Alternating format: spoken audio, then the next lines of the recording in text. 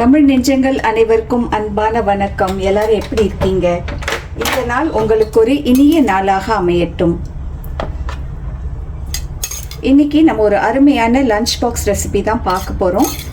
கிழங்கு வறுவல், கேபேஜ் போட்டு ஒரு அருமையான சாதம் செய்ய போகிறோம். இது அருமையான ஒரு ரெசிபி. இதை நீங்கள் செஞ்சு பாருங்கள். வாங்க வலையலிக்குள்ளே போகலாம். எப்படி செய்கிறதுன்னு பார்க்கலாம்.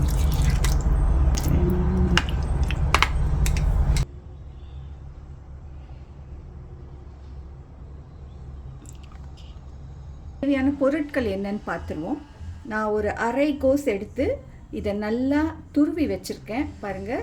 இல்லைன்னா பொடியாகவும் நறுக்கி வச்சுக்கலாம். நீங்கள் ஒரு வெங்காயம் நல்ல பொடியாக நறுக்கி வச்சுருக்கேன். அது கூட சிகப்பு மிளகாய், ஊசி மிளகாய், நல்ல காரத்திற்காக ஊசி மிளகாய் எடுத்து வச்சுருக்கேன். 1 கப் கொண்டைக்கடலை, வேக வைத்த கொண்டைக்கடலை எடுத்து வச்சுருக்கேன். முளைக்கீரை ஒரு கைப்பிடி அளவிற்கு, இதையும் எடுத்துக்கோங்க. இல்லை உங்கள் வீட்டில் முளைக்கீரை இல்லைன்னா பரவாயில்ல, நீங்கள் முருங்கைக்கீரை கூட சேர்த்துக்கலாம். பூண்டு ஒரு 5 பூண்டு, ஒரு துண்டு இஞ்சி நல்லா இடித்து வச்சுருக்கேன். அப்புறம் கடைசியாக இதில் நான் கொத்தமல்லி கருவேப்பிலை சேர்க்கல, அதுக்கு பதிலாக கசூரி மேத்தி சேர்த்துருக்கேன். ஒரு கரண்டி ஆலிவ் எண்ணெய் எடுத்திருக்கேன். இது கூட ஒரு கரண்டி வெண்ணெய் சேர்க்குறேன்.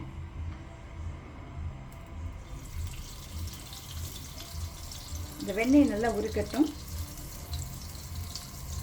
நல்லா உருகிடுச்சு. இதுக்கு தேவையான தாளிப்பு பொருட்கள் பார்த்துருவோம். 2 துண்டு பட்டை எடுத்து வச்சுருக்கேன். ஒரு அன்னாசி பூ, ஒரு அரை கரண்டி சோம்பு, அரை கரண்டி சீரகம், ஒரு பட்டை. இது எல்லாத்தையும் போட்டுருவோம். இதில் நல்லா கலந்து விட்டுருங்க. எந்த பொருட்களும் அதிகமாக சேர்க்காம டக்குன்னு செய்யக்கூடிய ஒரு லஞ்ச் பாக்ஸ் ரெசிபி தான் இது. இதில் நான் இடித்து வச்சுருக்க இஞ்சி பூண்டு விழுது, வெங்காயம் பச்சை மிளகாயும் சேர்க்குறேன். இந்த ரைஸ்க்கு ஏற்ற உப்பு சேர்க்குறேன். உப்பு உங்கள் தேவைக்கேற்ற மாதிரி சேர்த்துக்கோங்க. ஒரு அரை கரண்டி மஞ்சள் தூள்,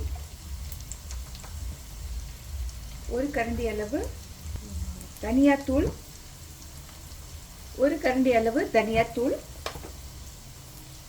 1.5 கரண்டி காரப்பொடி. உங்கள் காரத்துக்கு ஏற்ற மாதிரி நீங்கள் சேர்த்துக்கோங்க.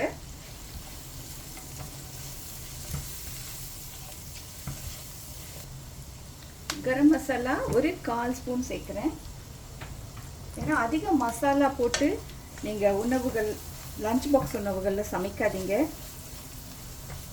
இப்போ நம்ம கொண்டைக்கடலை சேர்த்துருவோம். கீரை, ஈஸியாக முட்டைக்கோஸ் சேர்க்குறேன்.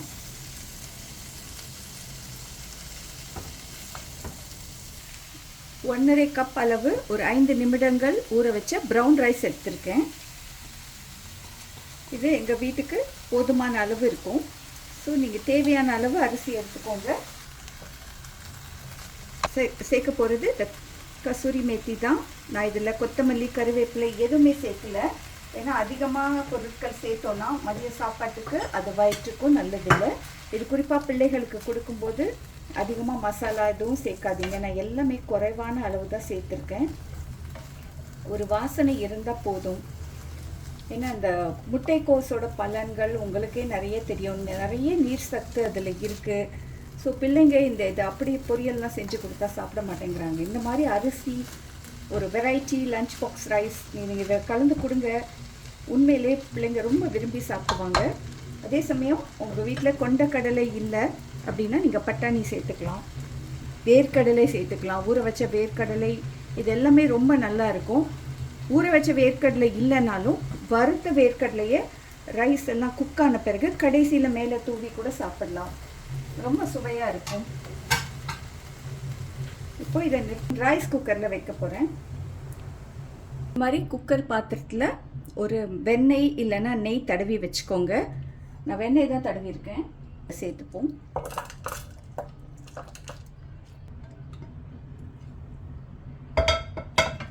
இதுக்கு தேவையான அளவு தண்ணீரும் சேர்த்துப்போம்.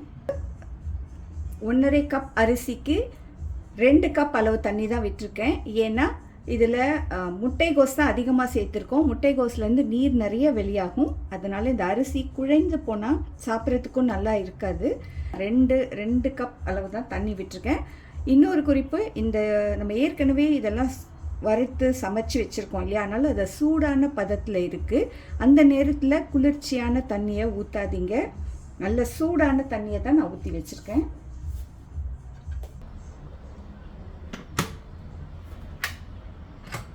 வைக்கக்கூடிய ஒரு உருளைக்கிழங்கு வறுவல் தான் பார்க்க போகிறோம். இது ரொம்ப சட்டுன்னு செஞ்சிடலாம். ஒரு கரண்டி எண்ணெய் எடுத்துக்கோங்க. இதுக்கு தேவையான தாளிப்பு பொருட்கள்: சோம்பு ஒரு அரை கரண்டி, ஜீரகம் அரை கரண்டி, கருப்பு உளுந்து, கடுகு. இது எல்லாத்தையுமே போட்டுக்கலாம்.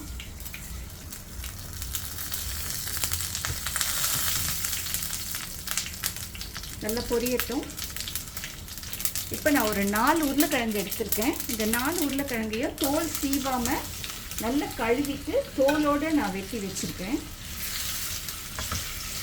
இதெல்லாம் எண்ணெயில் எல்லா பக்கமும் படுற மாதிரி கிளறி விடுங்க. ஒரு அரை கரண்டி மஞ்சத்தூள் சேர்க்குறேன். இதில் ஒரு 1/4 டம்ளர் அளவு தண்ணி எடுத்து இதை மூடி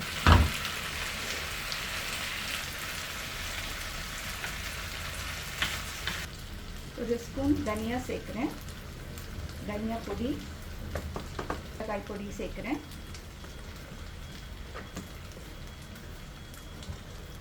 கொஞ்சமாக கரம் மசாலா, சும்மா ஒரு சுவைக்காக தான் சேர்க்குறேன். இந்த உருளைக்கிழங்குக்கு தேவையான அளவு உப்பு. இதை நல்லா கிளறி விடுங்க. இதில் கடைசியாக இந்த கஸ்தூரி மேத்தி தான் சேர்க்குறேன். ஏன்னா இதில் கொத்தமல்லி கருவேப்பிலை சேர்க்கல. நம்ம பெரும்பாலும் நம்மளுடைய தமிழ் உணவுகளில் இதை சேர்க்க மாட்டோம். இதை சேர்த்து நீங்கள் செஞ்சு பாருங்கள். இதோடைய சுவை ரொம்பவே நல்லா இருக்குது. இந்த உருளைக்கிழங்கு தயாராகிடுச்சு. இந்த உருளைக்கிழங்கு நம்ம செய்யறதுக்குள்ளே நம்ம வச்ச அரிசியும் தயாராகிடுச்சு. வாங்க அரிசி எப்படி இருக்குன்னு பார்க்கலாம். ஸோ இந்த நம்ம ஆரஞ்சில் வச்சோம் இல்லையா, இப்போ குக் ஆகிடுச்சு. இங்கே பாருங்கள், நல்ல அருமையாக நம்ம வச்ச தண்ணி அளவுக்கு ரொம்ப அழகாக வெந்து கரெக்டாக இருக்குது. இது லஞ்ச் பாக்ஸ்க்கு ஏற்ற ஒரு அருமையான ஒரு ரெசிபி தான். இதை செஞ்சு பாருங்கள். உங்களுக்கு பிடிச்சிருந்தா இந்த காணொலியை தொடருங்க. இந்த காணொலியை பார்த்ததற்கு மிக்க நன்றி. வணக்கம்.